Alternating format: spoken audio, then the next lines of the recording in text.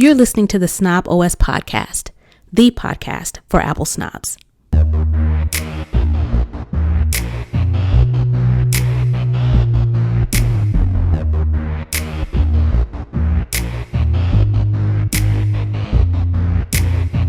Hey, this is Nica Montford, aka Tech Savvy Diva. Yo, this is Terrance Gaines, aka Brother Tech.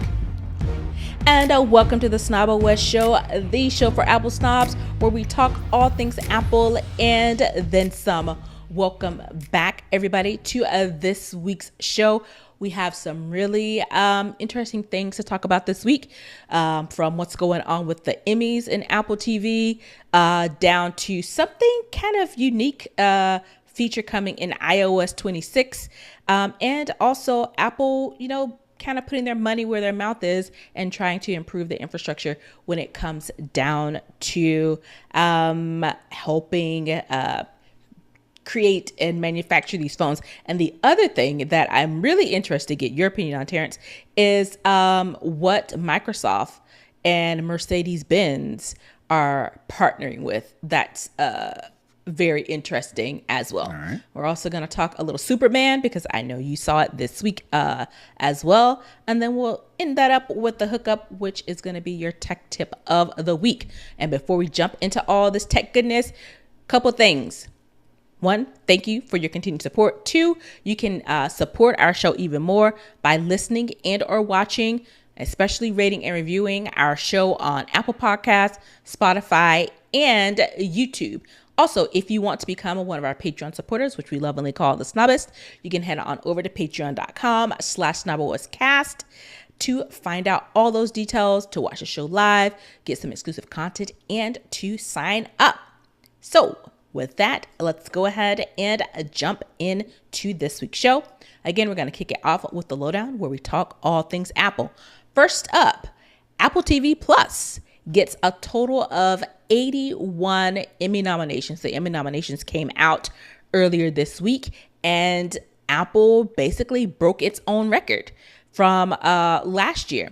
So who is getting these nominations? Severance led all Apple shows with 27 nominations, more than any show of this year. So they aren't just a top dog in the Apple movie show ecosystem. This is in all of the Emmys. The Studio, which is basically a satire on Hollywood. I watched the first episode. Wasn't my jam. This was Seth Rogen? I kind of said, yes, one with Seth Rogen. That got 23 nominations. And it's the most nominated freshman show in Emmy history. So that's a feather in their cap. Also, Martin Scorsese, the famed director, got his first acting Emmy nomination. He's known for directing. He actually got an acting award for this show. What else? Shrinking got Harrison Ford's first Emmy nomination. A show called Slow Horses and Presumed Innocent. I haven't watched either of those. But yeah, Apple is doing big things, it looks like, in the TV space. We always talk about how they don't really promote any of their shows. Severance was the one most recently that got a lot of promotion. But I'm watching a new show that they have now with Journey Smollett called Smoke that I'm really enjoying. So Apple definitely is leaning into the TV, film, movie space. Are you surprised that they got the most Emmy nominations out of all of the networks and studios? Not surprised. Around the time that probably the first Apple TV program that I can remember catching on to was C, that me and my wife caught on to. Definitely a new concept, something different. Ted Lasso, of course, that was kind of like the jump off. But Apple has been throwing money at Apple TV Plus movies or shows or whatever for a while now. They just came out with their first theatrical release in F1 with Brad Pitt and Damson Idris. Interesting. Yeah, it's a F1 racing movie, and the way it looks pretty good. You know, I mean, I ain't going to see it, but I can see the appeal, and I can see the sheer amount of money that Apple threw at this movie, which is the same thing for Severance, which that was the thing that just took off, right? Yeah. So I can understand how eventually something was going to happen. I think Mm-hmm. everybody, maybe like a year or two ago, everybody was like, man, with the exception of Ted Lasso, they was kind of like, Mm-hmm. Apple, they They just all they right. just need somewhere to count expense loss on their taxes. So they're on wait, on their ledger. yeah, they're wasting money on these Apple TV shows that don't go nowhere because Apple needs Mm. some way to itemize some deductions. This balance sheet. Right, right. But Apple consistently putting show after show after show. The morning show, we didn't talk about that one. That was a popular one. Mm-hmm. So now it's starting to come to a head to where boom, Yeah. all of a sudden they got all these Emmy nods. Yeah. And I have to say, the shows that I have watched from Apple TV Plus have been really quality shows. They've been really good. My issue was with it was before was you have all these great shows, but you're not telling anybody about them. Mm-hmm. That was my thing. It's like, where's the budget, friend? Like, let the people The know. You marketing, just happen to yeah. like fall into something if you're on the app. So yeah. So it's gonna be interesting to see how many they actually come away with. But Severance is huge, so I definitely foresee Severance, racking it up, and the studio has become a Hollywood darling Mm-hmm. of a lot of people because it pokes fun at the very people Mm-hmm. that are doing the actual work on the show. Mm-hmm. So it's kind of like what is it, Inception. So yeah, so that's cool. So again, it'll be interesting to see how many they actually walk away with, and that'll just be under the feather in Apple's cap.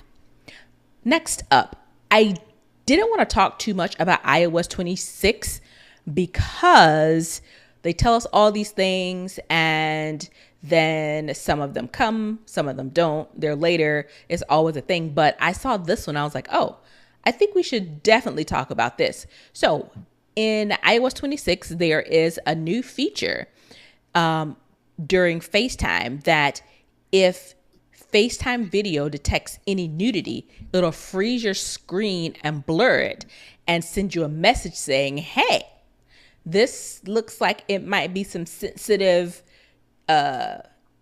transmissions. If you're okay with this, continue. If you don't, hang up. So this feature is called a sensitive content warning, and it's primarily for child safety. So I think you have to have the child safety feature turned on to Mm-hmm. be able to access this. Mm-hmm. And it's one of those things where it's still in testing. And like I said at the top of this, you never know what's going to make it into release and what's not. But I think with some of the conversations that we've had around, the onus being put on, the manufacturer being Apple or Samsung or whoever, about making sure, underage people are verified or that type of thing. I think this is a way to do that with giving, parents control of, this is my kid's phone, this is my kid's tablet or laptop. So I'm going to turn this feature on. And this is how I'm going to make sure that my tween or I don't know what you call primary kids, but those kids are protected. So I really hope that this feature does make it into the gold bill, the final release. Yeah, I can see it happening because, you scroll Instagram and Instagram has decided something is sensitive content. They do the same thing. You don't watch the video and then it blurs. It's already Instagram some way or another has determined that this video contains sensitive content. And then it's up to me as the viewer to skip it or I want to see this, right? So if Instagram and Meta can do it, I'm pretty sure Apple, who is, again, they've staked their claim on safety, specifically child safety, data privacy, sensitive content as it relates to nudity, as it relates to kids, is definitely up Apple's alley. So it makes sense for them to do something like this. And this, in my opinion, these are the use cases that we can see how machine learning works. This is the way that the technology is able to determine, what's safe, what's not safe. This is where machine learning comes in. This is where large language models come in. This is where computer vision comes in. And all of these things work together to be able to produce a feature like this that gives you, the safety net of saying, wait a minute, this looks like it might be something. And then gives you, the user, the option to say, okay, yeah, this isn't what I want, I'm going to hang up. Or, yeah, this is what I meant to do, I can proceed. So I really hope this makes it in. It'll be, like I said before, it'll be a good way to be able to, for Apple, they can actually say, okay, we are implementing, this 13 plus or, 13 and under technology to that puts the onus on Apple. And this is something that Apple can control. They can't control what are going on in other apps, but in their native app, they can do what, Instagram, Meta, all these people are trying to force Apple to do when it comes to, hey, Apple, you need to verify ages. This is their way of verifying that and trying to keep kids safe and free from harm when it comes to predators and or not even just predators sharing things with their friends that they shouldn't be. So I hope this makes it in, because I think it would definitely be helpful and beneficial for folks. Next up, Apple cuts a deal for recycling rare earth magnets in the United States. So this is one of the things where we've talked about it before, when, the whole tariff conversation, we need to bring everything into America and have it built in America. And we said, we can't always build everything in America because we don't have all of the things to be able to build these in America, one, and two, cheaply or reasonably priced so that people can afford them. So what Apple has done is they announced that they are putting $500 million in investing towards this MP Materials to be a rare earth magnet recycling facility in California. So this is one, kind of, like I said, bringing things back into the United States, and two, kind of reducing the dependency on China for these rare earth minerals. We heard them talk about it in Ukraine. That was a part of the deal. We've seen a lot of the conversation around what's going on in the Congo and the way that kids are being exploited to mine these minerals to build our iPhones. And it looks like this partnership that Apple is working with in this MP Materials is heading in that direction, and they're expecting production in 2027. So they're just now ramping this up and trying to put the pieces together from old electronics. When you go, you drop them off, you can recycle them. They're going to take these materials and repurpose them and use them in Apple products. So this, to me, sounds like a compromise. And what I mean by that is the Trump administration has been pushing Apple, threatening tariffs, doing all the things to pressure American companies to manufacture stuff in the United States. We all know, I'm not just talking about me and you, I'm not just talking about Apple fans, I'm talking about regular old people, know that manufacturing is not coming back to the United States. That ship is long gone. Yeah. It won't work. So to me, and again, I could be speculating, but Apple's compromise is, all right, well, we ain't going to bring manufacturing back, but we will create American jobs. And the way that you do that is, well, instead of making the phone here, we'll break down and recycle the phone here and then use that to create new stuff. It checks Apple's carbon neutral. It checks Apple's recycling, and it's a compromise. It keeps the government off their back. Right, exactly. So Apple's like, bet, here's what we're going to do. Check these boxes. Let's keep it moving. We got to get these wins because we've been losing a lot. Because there's another article I didn't include that apparently there was some lawsuit that Apple had with the whole country of Ireland where they owed them money, and they owed them like $15 billion or something like that. And the money was just sitting there in a bank account, and they never would release it because of all of the legal stuff. They finally released it. So now, because it was sitting there getting interest, I think they got like an extra $1.5 billion just off the interest alone. So, Apple is like, look, we got to get these wins wherever we can get them, because otherwise we just out here looking stupid, and we got to win at something. We're losing the AI race. We got these tariffs on our back. These lawsuits keep stacking up. Give us a win. And so they're going to get this win with this $500 million investment in recyclable materials out in Cali. All right. That's going to wrap it up for the lowdown. We're going to head on over into Second String, where we talk about other tech. Now, I saw this and I said, what on God's green earth forced them to think that anybody wanted this? But that's what I want to get your opinion on. Copilot is coming to cars along with Teams calls. So Microsoft and Mercedes are putting team calls and Copilot AI directly into the car. The new Mercedes CLA will let you take video calls while driving, though it does have a safety precaution in there where it will cut the video when you're actually driving.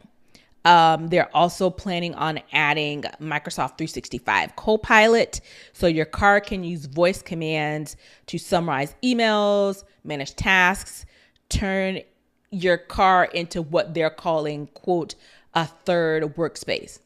Is nothing sacred?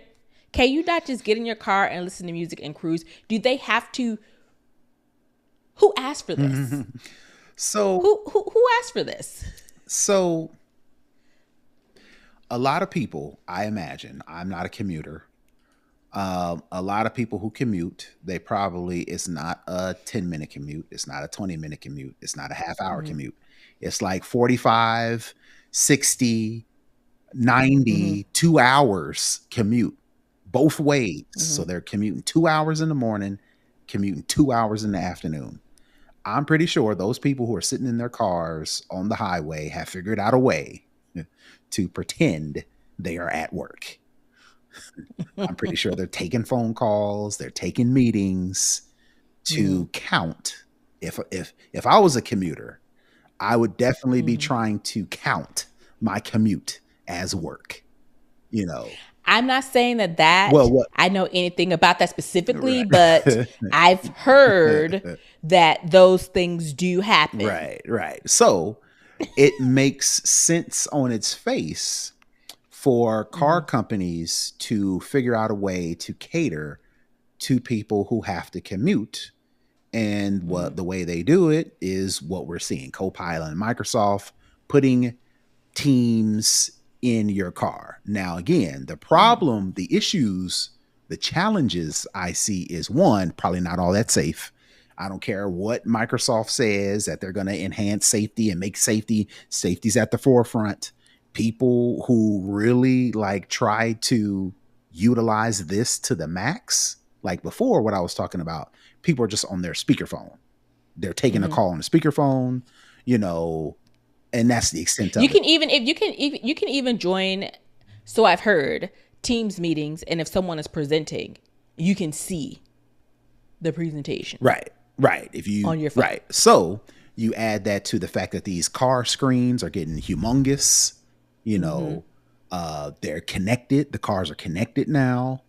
A lot of these cars can use assistant driving or autopilot or some sort of autonomous, however that is. You add all that up, it makes sense for people to use their car as, like you mentioned, this third workspace. Again, the challenge is it probably ain't all that safe because people are going to be clicking, because the limitation to the phone is it's this small screen. Yeah. When you open that up to this big 7, 8, 13-inch screen in your dash, you're going to start clicking. You're going to start muting and unmuting the same things you do on your laptop. Zooming in. Right. The same thing you do on your laptop. You're going to be doing it on the screen, which is going to take your eyes off the screen. It's going to cause all kind of problems. I would have appreciated this more if we would have first figured out autonomous driving. You get the infrastructure set up, you get the cars set up, you get standardization, you get regulation. The cars are easily moving down the highway with little human interaction. Then you open up the car to the third office. And if you got to commute an hour or two, it don't feel like an hour or two because you're like literally sitting in your car doing work and not have to be concerned about what's going on outside, dangers, attention, all that things, right? So that's the challenge number one. Number two, which is the more important thing, what you're not going to do is charge me to work in my car, because I read through the thing and I found what I was looking for. In order to do this, you got to pay for the something, subscription, don't you? No, I'm out. You're not about to get me to subscribe to my job. No, thank you. I'm done. I'm done. Are you paying for this car though? Do I get what is the word I'm looking for? A supplemental. Right. Are you paying for like my gas? Like, what are you doing? Right. But my thing is, I could definitely see people using this, but to me, you know, of course, the safety issues are paramount. And again, people are so impatient; they cannot wait to get the autonomous thing working. No, they gotta have this other thing. We need it now. We need it now. We need it now. But my other thing is looking at it from a human aspect. We work so much. They are now trying to extend the age of retirement. And it's just like there becomes a time where this is definitely a Black Mirror type episode thing where you're constantly tethered to work. You're first thing in the morning, you're just trying to wake up, you're trying to get your day going, trying to set the tone for your day, but you're working as soon as you get in the car. You work all day, work all day, work all day, work all day. You're leaving work and you're working some more. And it's, you know, it's one of those things where, when do we say put the phone down, put the laptop down, put the phone down, turn on some music, let your windows down, take a debrief, because you've worked at this job 8-9 hours. Then you add on at least an hour, especially in Atlanta, commute each way. Now you were up to about 10 to 11 hours working. And it comes to a point where it's just like burnout is real, and they are to squeeze every cent out of these salaries and out of people. It's just like they are just sucking the literal life out of people, and their focus is just always on work, work, work. They can't seem to detach or be focused on anything. And that's why people at 40 are dying of heart attacks, are having strokes, because they're just so overstimulated. They're so overworked. And, you know, it's one of those things where a car used to this really a good thing? A retreat. Yes. In your car. People go and sit in their car during lunch. Or when they take a break. Let me get away from this. But now you can't, because your manager's teamsing you from your car. It's like, man, leave me alone. Like your car snitched on you. Like, yep, she's still here. Right. She can take this call. She can answer this ping. I see where they're going with this, and I see where some people, especially probably CEOs, executives, are like, yes, get more work out of people. But the people actually doing the work, people need a break. You need to be able to decompress. You need to be able to be like, let me just chill for a minute. But if people like, are smart, nope. If this if this becomes a thing, if people are smart, well, let me not say people smart. What I would do, my commute would definitely be included in my hours. So if I gotta commute for an hour, then that's when my day starts. Right. So if I can work in my car for an hour. That means I'm only literally physically at work for 6 hours because I know I've got an hour in and then an hour out.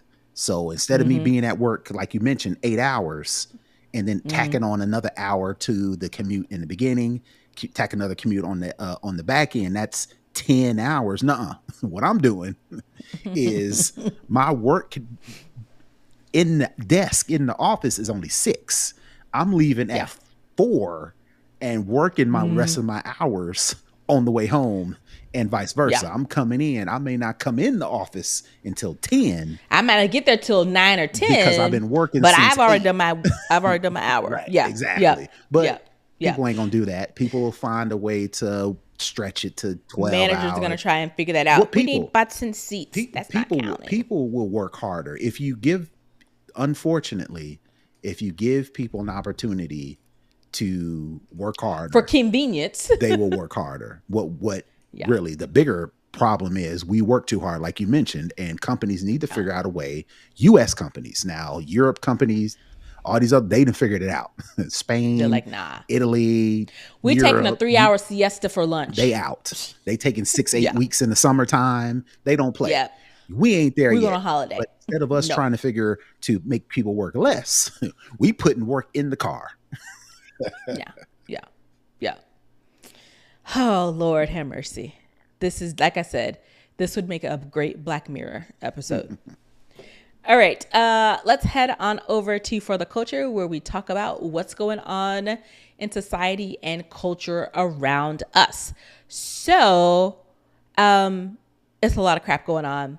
And I was just like, I don't have it. And so before we got started, I asked Terrance if he'd seen this particular movie. He said yes. And I was like, oh, well then, yeah, let's talk about this. So Superman, the latest Superman was just released.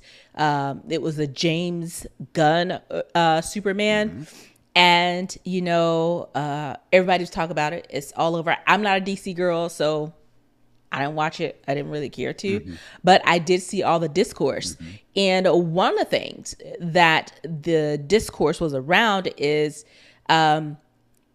basically they're trying to say that Superman is too woke. I saw this on 2 different fronts where they were saying that Superman is basically an immigrant.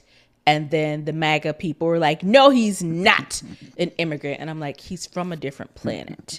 He has special powers. He was not born here. That is the quintessential version of an immigrant to this country. And 2, this other thing was some kind of way the social media, YouTuber, streamer people have found a way, have done the mental gymnastics to try and say that the new Superman movie is a metaphor for Gaza and Israel. And it's not fair that they don't have, that it's not a positive representation of Israel. They have enough Jewish people in it. I think I saw someone saying, so I didn't see the movie.